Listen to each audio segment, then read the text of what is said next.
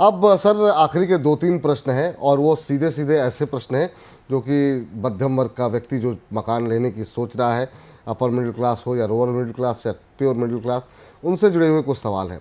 मकान की जिस तरीके से कीमतें बढ़ रही हैं, ऐसे में अगर कोई व्यक्ति पहली बार घर खरीदने की तैयारी कर रहा है तो किस तरीके से उसे अपनी प्लानिंग शुरू कर देनी चाहिए? किस एज से ये दिमाग में आना शुरू हो जाना चाहिए कि अगर मुझे मकान लेना है तो ये तैयारियां हैं, अगले एक दो साल के अंदर मुझे ये चीज़ें पूरी करनी है? क्या वो प्रोसेस क्या होता है सर?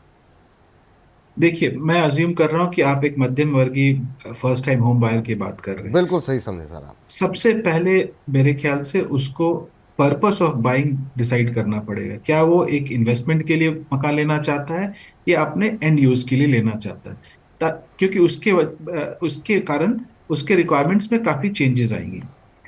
दूसरी बात क्या है कि उसको डाउन पेमेंट का जो अमाउंट है उसको कैसे इकट्ठा करना है, कब तक इकट्ठा करना है और कितना डाउन पेमेंट वो देना चाहता है, उसके ऊपर काम करना चालू करना चाहिए।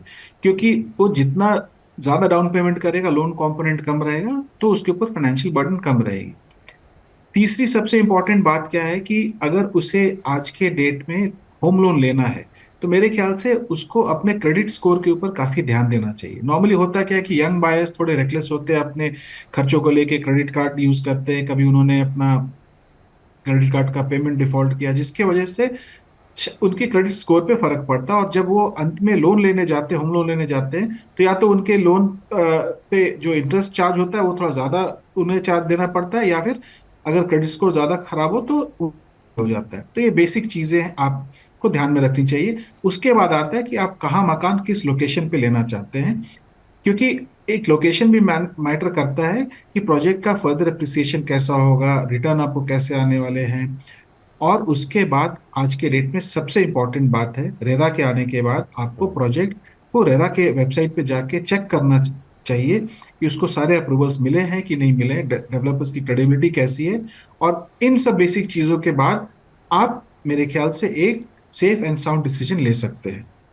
अगर 1 2 3 4 5 की कैटेगरी में करें कि घर की डील हमें अगर पक्की करनी है या पक्की हो गई, आपने जैसे कहा कि लोकेशन फाइनल हो गई, घर देख लिया है, अब ख़रीदना है घर को, रेट पे बातचीत हो गई है, वो पांच बातें ऐसी कौन सी हैं जिस पर घर लेने से पहले, रजिस्ट्री से पहले हमको मेनली फोकस करना चाहिए? जहाँ पर आपके पास भी बहुत सारी कंप्लेन आती होगी, हम लोगों के पास भी बहुत लोग शिकायत लेकर के आते हैं अलग अलग तरह की, तो वो पांच के कौन सी चीज़ें हैं की पॉइंट्स जिस पे विशेष रूप से ध्यान देने की ज़रूरत है, जो पांच गलतियां नहीं करनी चाहिए? देखिए, सबसे पहली गलती, अब मैं अज्यूम कर रहा हूँ कि सब कुछ प्राइस नेगोशिएशन हो चुका है और सिर्फ आप देखना चाहते हैं कि प्रोजेक्ट कितना वायबल है।